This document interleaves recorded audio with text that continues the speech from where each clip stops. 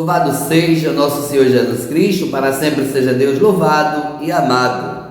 Amados irmãos e irmãs, a nossa nutrição diária da Palavra de Deus para nós hoje, o Evangelho de Mateus, capítulo 15, e dos versículos do 29 ao 37.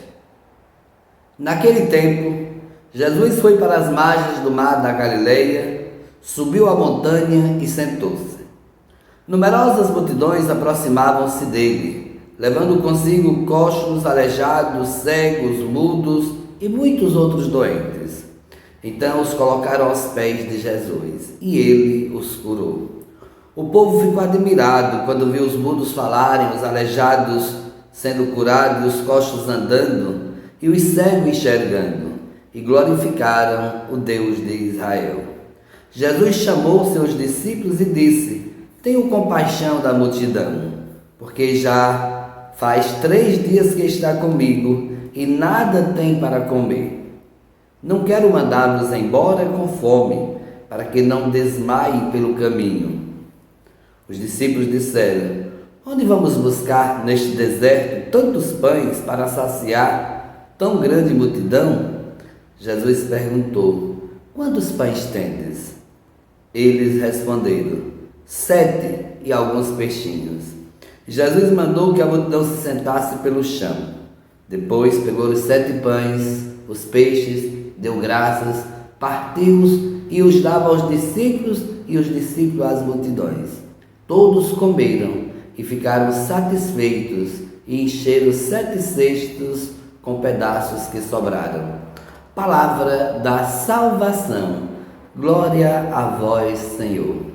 Amados irmãos e irmãs, podemos contemplar esse evangelho em 2 grandes momentos.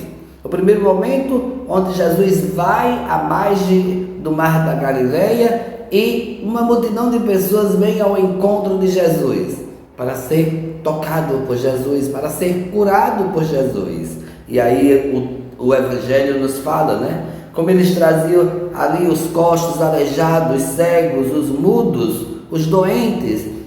Todos traziam e colocavam aos pés de Jesus. Jesus curava a todos.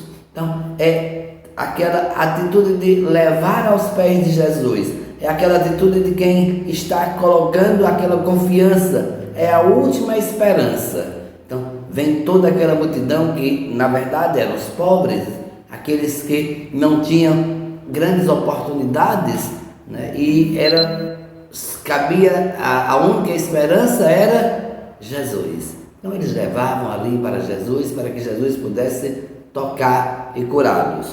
Logo em seguida, Jesus aproveita aquele momento, aquela ocasião, para fazer com que os discípulos participem também do grande milagre, que é a transformação dos pães, o milagre dos pães. Este evangelho é muito curioso, porque Jesus vai realizar o milagre, mas vai realizar com a coparticipação dos discípulos. É Jesus que sente ali a compaixão de ver aquela multidão que vieram de tão distante ao seu encontro, pedir ali a sua graça, pedir a sua bênção, receber a sua cura e agora iam retornar para suas casas.